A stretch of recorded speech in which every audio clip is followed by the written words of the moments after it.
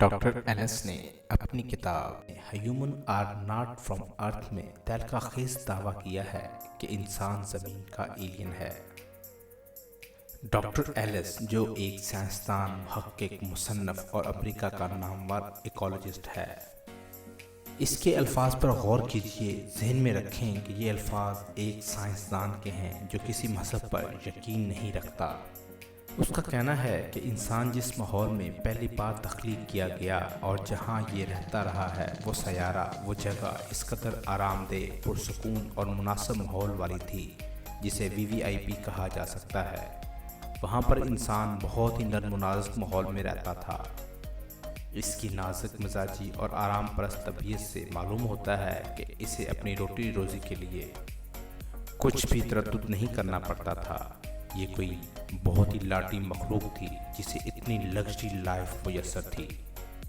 وہ ماحول ایسا تھا جہاں سردی اور گرمی کے بجائے بہار جیسا موسم رہتا تھا، اور وہاں پر سورج جیسے خطرناک ستارے کی تیز دھوپ اور الٹرا وائلٹ شعاعیں بالکل نہیں تھیں جو اس کی برداشت سے باہر اور تکلیف دہ ہوتی ہیں۔ تب اس مخلوق انسان سے کوئی غلطی ہوئی۔ اس کو کسی غلطی کی وجہ سے اس آرام دہ اور عیاشی کے ماحول سے نکال کر پھینک دیا گیا تھا۔ جس نے انسان کو اس سیارے سے نکالا، لگتا ہے وہ کوئی انتہائی طاقتور ہستی تھی جس کے کنٹرول میں سیاروں اور ستاروں کا نظام بھی موجود تھا۔ وہ جسے چاہتا ہے، جسے سیارے پر چاہتا سزا یا جزا کے طور پر کسی کو بھی بھجوا سکتا تھا۔ وہ مخلوقات کو پیدا کرنے پر بھی قادر تھا۔ ڈاکٹر سلور کا کہنا ہے کہ ممکن ہے زندگی کسی ایسی جگہ کی مانند تھی جسے جیل قرار دیا جا سکتا ہے۔ یہاں پر صرف مجرموں کو سزا کے طور پر بھیجا جاتا ہو، کیونکہ زمین کی شکل کالا پانی جیل کی طرح ہے، خشکی کے ایک ایسے ٹکڑے کی شکل جس کے چاروں طرف سمندر ہی سمندر ہے۔ وہاں انسان کو بھیج دیا گیا۔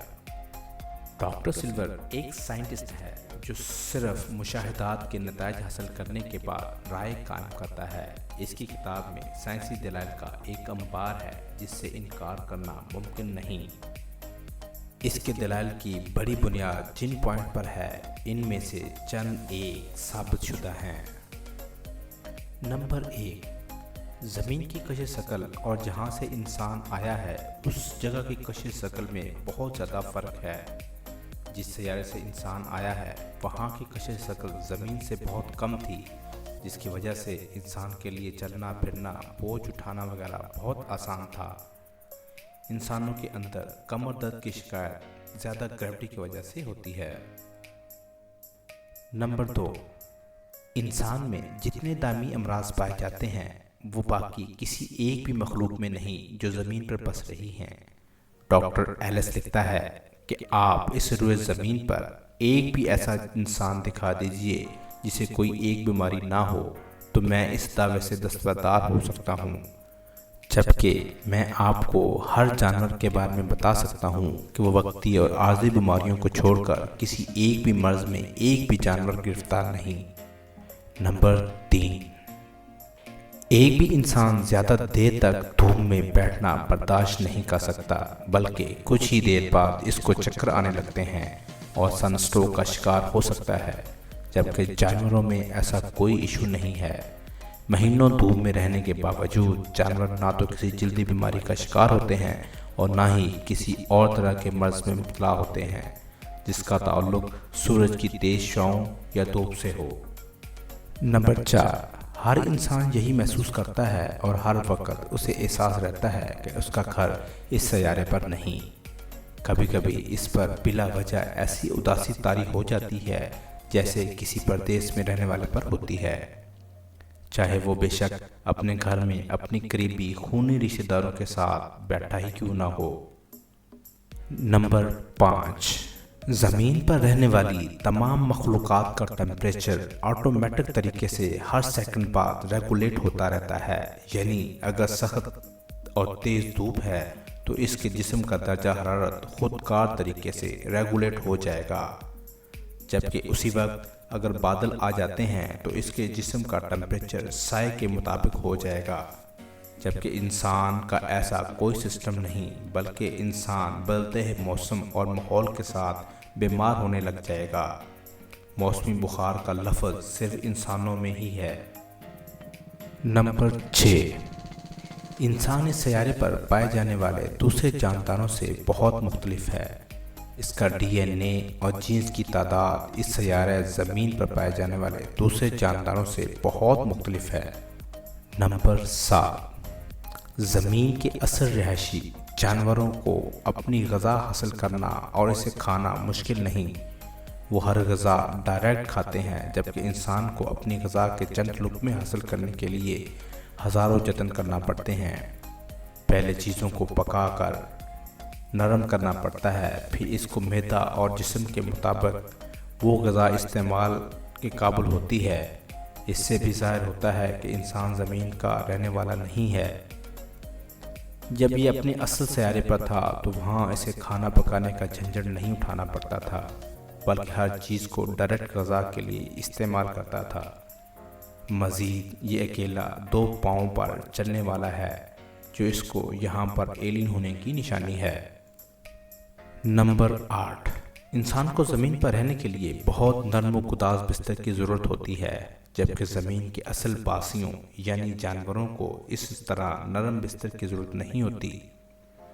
یہ اس چیز کی علامت ہے کہ انسان کے اصل سیارے پر سونے اور آرام کرنے کی جگہ انتہائی نرم و نازک تھی، جو اس کے جسم کی نازکی کے مطابق تھی۔ نمبر 9، انسان زمین کے سب باسیوں سے بالکل الگ ہے، لہٰذا یہ یہاں پر کسی بھی جانور یعنی بندر یا چمپینزی وغیرہ کی ارتقائی شکل کا نہیں ہے، بلکہ اسے کسی اور سیارے سے زمین پر کوئی اور مخلوق لا کر پھینک گئی ہے۔ انسان کو جس اصل سیارے پر تخلیق کیا گیا تھا وہاں زمین جیسا گندا ماحول نہیں تھا۔ اس کی نرم و نازک جلد جو زمین پر سورج کی دھوپ میں جھلس کر سیاہ ہو جاتی ہے، اس کے پیدائشی سیارے کے مطابق بالکل مناسب بنائی گئی تھی۔ یہ اتنا نازک مزاج تھا کہ زمین پر آنے کے بعد بھی اپنی نازک مزاجی کے مطابق ماحول پیدا کرنے کی کوشش میں رہتا ہے۔ جس طرح اسے اپنے سیارے پر آرام دہ اور پرتعیش بستر پر سونے کی عادت تھی، وہ زمین پر آنے کے بعد بھی اسی کے لیے اب بھی کوشش کرتا ہے کہ زیادہ سے زیادہ آرام دہ زندگی گزار سکوں۔ جیسے خوبصورت، قیمتی اور مضبوط محلات، مکانات اسے وہاں اس کے ماں باپ کو میسر تھے، وہ اب بھی انہیں جیسے بنانے کی کوشش کرتا ہے، جبکہ باقی سب جانوروں اور مخلوقات اس سے بے نیاز ہیں۔ یہاں زمین کی مخلوقات عقل سے عاری اور تھرڈ کلاس زندگی کی عادی ہے، جن کو نہ اچھا سوچنے کی توفیق ہے اور نہ اچھا رہنے کی، اور نہ ہی امن سکون سے رہنے کی۔ انسان ان مخلوقات کو دیکھ دیکھ کر خونخوار ہو گیا، جبکہ اس کی اصلیت محبت، فنون لطیفہ اور امن و سکون کی زندگی تھی۔ یہ ایک ایسا قیدی ہے جسے سزا کے طور پر تھرڈ کلاس سیارے پر بھیج دیا گیا تاکہ اپنی سزا کا دورانیہ گزار کر واپس آ جائے۔ ڈاکٹر ایلس کا کہنا ہے کہ انسان کی عقل و شعور اور ترقی سے اندازہ ہوتا ہے کہ اسے ایلین کے والدین کو اپنے سیارے سے زمین پر آئے ہوئے کچھ زیادہ وقت نہیں گزرا ہوگا، ابھی کچھ ہزار سال ہی گزرے ہیں۔ یہ ابھی اپنی زندگی کو اپنے پرانے سیارے کی طرح لگژری بنانے کے لیے بھرپور کوشش کر رہا ہے۔ کبھی گاڑیاں ایجاد کرتا ہے، کبھی موبائل فون۔ اگر اسے آئے ہوئے چند لاکھ سال بھی گزرے ہوتے تو یہ جو آج ایجادات نظر آ رہی ہیں یہ ہزاروں سال پہلے وجود میں آ چکی ہوتی، کیونکہ میں اور تم اتنے گئے گزرے نہیں کہ لاکھوں سال تک جانوروں کی طرح بے چارگی اور ترس کی زندگی گزارتے رہتے۔ ڈاکٹر ایلس سلور کی کتاب میں اس حوالے سے بہت کچھ ہے، اور سب سے بڑی بات یہ کہ اس کے دلائل کو ابھی تک کوئی جھوٹا ثابت نہیں کر سکا۔ میں اس کے سائنسی دلائل اور مفروضوں پر غور کر رہا تھا۔ یہ کہانی ایک سائنسدان بیان کر رہا ہے۔ یہ کوئی کہانی نہیں بلکہ حقیقی داستان ہے، جسے انسانوں کی ہر ہلامی کتاب میں بالکل اس طرح بیان کیا گیا ہے۔ میں اس پر اس لیے تفصیل بیان نہیں کروں گا کیونکہ آپ سبھی اپنے باپ آدم اور حوا کے قصے کو اچھی طرح جانتے ہیں۔ سائنس اب یہ ماننے کو تیار ہو گئی ہے اور سائنسدان وہ سب کچھ کہنے پر مجبور ہو گئے ہیں جو انبیاء کرام اپنی نسلوں کو بتاتے آ رہے تھے۔ میں نے انسانی نسل پر غور کرنا شروع کیا تھا، اب اس کے بعد اس سلسلے کو بہتر انداز میں آگے بڑھایا جا سکے گا۔ ارتقاء کے نظریات کا جنازہ اٹھ چکا ہے، اب انسانوں کی سوچ کی سمت درست ہو رہی ہے۔ یہ سیارہ ہمارا نہیں ہے، یہ میں نہیں کہتا، بلکہ پیارے آقا صلی اللہ تعالی علیہ وآلہ وسلم نے بے شمار بار بتا دیا تھا۔ اللہ پاک نے اپنی عظیم کتاب قرآن حکیم میں بار بار لاتعداد مرتبہ یہی بات بتائی ہے کہ اے انسانوں، یہ دنیا کی زندگی تمہاری آزمائش کی جگہ ہے، جہاں تم کو تمہارے اعمال کے مطابق سزا اور جزا ملے گی۔ اللہ حافظ۔